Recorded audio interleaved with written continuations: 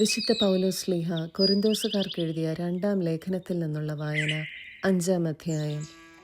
ഞങ്ങൾ വസിക്കുന്ന ഭൗമിക ഭവനം നശിച്ചു പോകുമെങ്കിലും കരങ്ങളാൽ നിർമ്മിതമല്ലാത്തതും ശാശ്വതവും ദൈവത്തിൽ നിന്നുള്ളതുമായ സ്വർഗീയ ഭവനം ഞങ്ങൾക്കുണ്ടെന്ന് ഞങ്ങൾ അറിയുന്നു. വാസ്തവത്തിൽ ഞങ്ങൾ ഇവിടെ നെടുവീർപ്പിടുകയും സ്വർഗീയ വസതി ധരിക്കുവാൻ വെമ്പൽ കൊള്ളുകയുമാണ്. അത് ധരിക്കുമ്പോൾ ഞങ്ങൾ നഗ്നരായി കാണപ്പെടുകയില്ല. ഈ കൂടാരത്തിലായിരിക്കുമ്പോൾ തന്നെയും ഞങ്ങൾ ഉത്കണ്ഠാകുലരായി നെടുവീർപ്പെടുന്നു. മൃത്യുവശകമായത് ജീവനാൽ ഗ്രസിക്കപ്പെടേണ്ടതിന് പഴയത് മാറ്റിക്കളയാനല്ല, പുതിയത് ധരിക്കാനാണ് ഞങ്ങൾ ആഗ്രഹിക്കുന്നത്. ഈ ലക്ഷ്യത്തിനായി ഞങ്ങളെ ഒരുക്കിയത് ആത്മാവിനെ അച്ചാരമായി ഞങ്ങൾക്ക് നൽകിയ ദൈവമാണ്.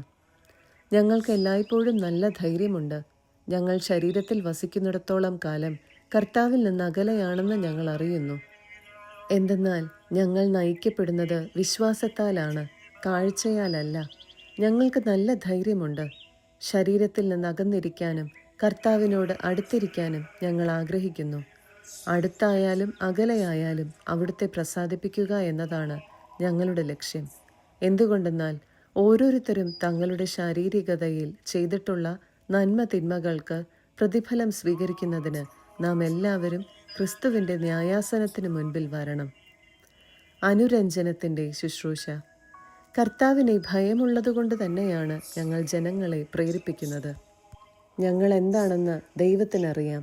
അത് നിങ്ങൾക്കും നന്നായി അറിയാമെന്ന് ഞാൻ വിശ്വസിക്കുന്നു. ഞങ്ങൾ വീണ്ടും ഞങ്ങളെ തന്നെ നിങ്ങളുടെ മുൻപാകെ പുകഴ്ത്തുകയല്ല.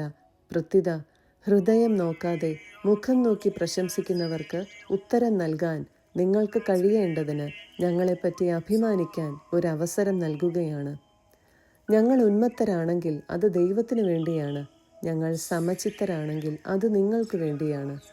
ഒരുവൻ എല്ലാവർക്കും വേണ്ടി മരിച്ചുവെന്നും അതിനാൽ എല്ലാവരും മരിച്ചുവെന്നും ഞങ്ങൾക്ക് ബോധ്യമുള്ളതിനാൽ ക്രിസ്തുവിൻ്റെ സ്നേഹം ഞങ്ങൾക്ക് ഉത്തേജനം നൽകുന്നു. ജീവിക്കുന്നവർ ഇനിയും തങ്ങൾക്ക് വേണ്ടി ജീവിക്കാതെ തങ്ങളെ പ്രതി മരിക്കുകയും ഉയർക്കുകയും ചെയ്തവന് വേണ്ടി ജീവിക്കേണ്ടതിനാണ് അവിടുന്ന് എല്ലാവർക്കും വേണ്ടി മരിച്ചത്.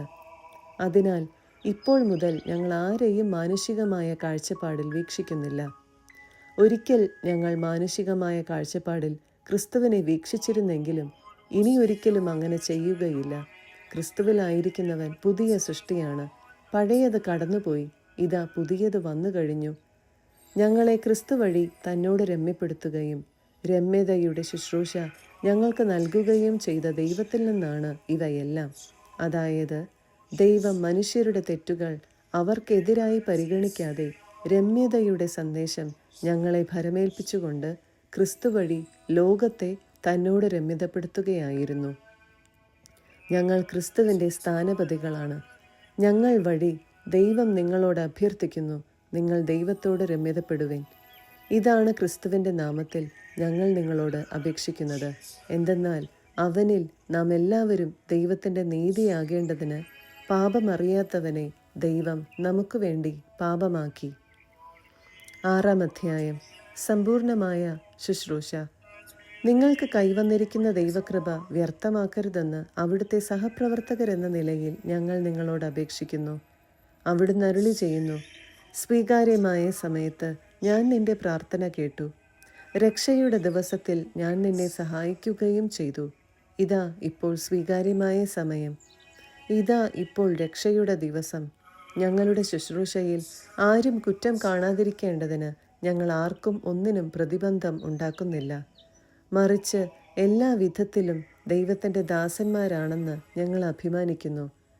വലിയ സഹനത്തിൽ, പീഡകളിൽ, ഞെരുക്കങ്ങളിൽ, അത്യാഹിതങ്ങളിൽ, മർദ്ദനങ്ങളിൽ, കാരാഗൃഹങ്ങളിൽ, ലഹളകളിൽ, അധ്വാനങ്ങളിൽ, ജാഗരണത്തിൽ, വിശപ്പിൽ, ശുദ്ധതയിൽ, ജ്ഞാനത്തിൽ, ക്ഷമയിൽ, ദയയിൽ, പരിശുദ്ധാത്മാവിൽ, നിഷ്കളങ്ക സ്നേഹത്തിൽ, സത്യസന്ധമായ വാക്കിൽ, ദൈവത്തിൻ്റെ ശക്തിയിൽ, വലത്തു കൈയിലും ഇടത്തു കൈയിലുമുള്ള നീതിയുടെ ആയുധത്തിൽ, ബഹുമാനത്തിലും അവമാനത്തിലും, സൽകീർത്തിയിലും ദുഷ്കീർത്തിയിലും ഞങ്ങൾ അഭിമാനിക്കുന്നു.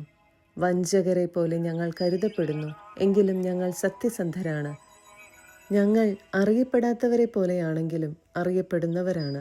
മരിക്കുന്നവരെ പോലെയാണെങ്കിലും ഇതാ ഞങ്ങൾ ജീവിക്കുന്നു. ശിക്ഷിക്കപ്പെട്ടവരെ പോലെയാണെങ്കിലും വധിക്കപ്പെട്ടിട്ടില്ല.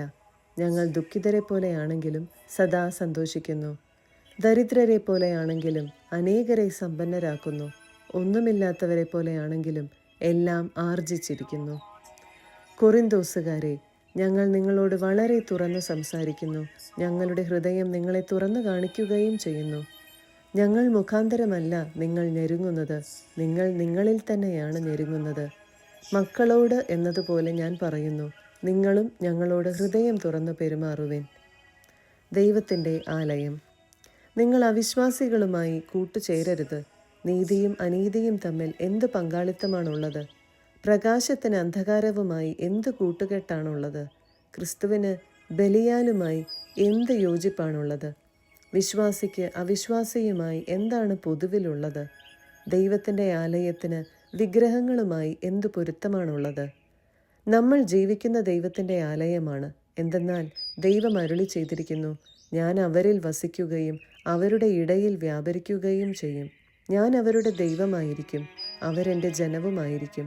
ആകയാൽ നിങ്ങൾ അവരെ വിട്ട് ഇറങ്ങി വരികയും അവരിൽ നിന്ന് വേർപിരിയുകയും ചെയ്യുവിൻ എന്ന് കർത്താവ് അരുളി ചെയ്യുന്നു. അശുദ്ധമായതൊന്നും നിങ്ങൾ തൊടുകയും അരുത്, അപ്പോൾ ഞാൻ നിങ്ങളെ സ്വീകരിക്കും. ഞാൻ നിങ്ങൾക്ക് പിതാവും നിങ്ങൾ എനിക്ക് പുത്രന്മാരും പുത്രികളും ആയിരിക്കും എന്ന് സർവശക്തനായ കർത്താവ് അരുളി ചെയ്യുന്നു. 7-ാം അധ്യായം.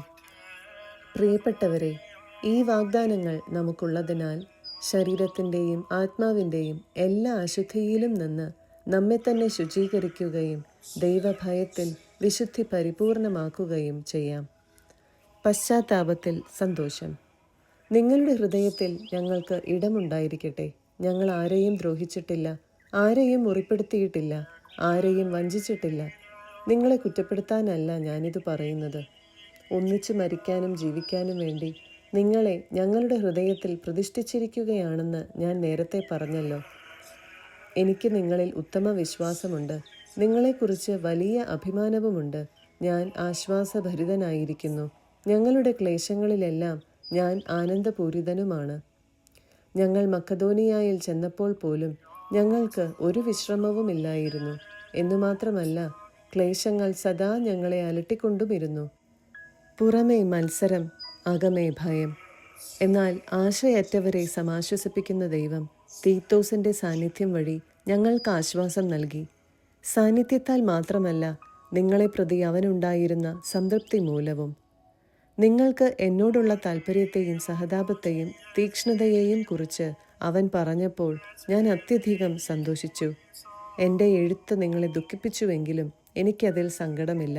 വാസ്തവത്തിൽ നേരത്തെ എനിക്ക് സങ്കടമുണ്ടായിരുന്നു. എന്തെന്നാൽ ആ എഴുത്ത് നിങ്ങളെ കുറച്ചു കാലത്തേക്ക് മാത്രമാണെങ്കിലും ദുഃഖിപ്പിക്കുകയുണ്ടായല്ലോ. ഇപ്പോഴാകട്ടെ ഞാൻ സന്തോഷിക്കുന്നു. നിങ്ങളെ ദുഃഖിപ്പിച്ചതുകൊണ്ടല്ല, മറിച്ച് നിങ്ങളുടെ ദുഃഖം പശ്ചാത്താപത്തിലേക്ക് നയിച്ചതുകൊണ്ട്. നിങ്ങളുടെ ദുഃഖം ദൈവഹിത പ്രകാരമായിരുന്നതുകൊണ്ട് ഞങ്ങൾ വഴി നിങ്ങൾക്ക് ഒരു നഷ്ടവും ഉണ്ടായിട്ടില്ല. ദൈവഹിത പ്രകാരമുള്ള ദുഃഖം രക്ഷാകരമായ പശ്ചാത്താപം ജനിപ്പിക്കുന്നു. അതിൽ ഖേദത്തിന് അവകാശമില്ല. എന്നാൽ ലൗകികമായ ദുഃഖം മരണത്തിലേക്ക് നയിക്കുന്നു.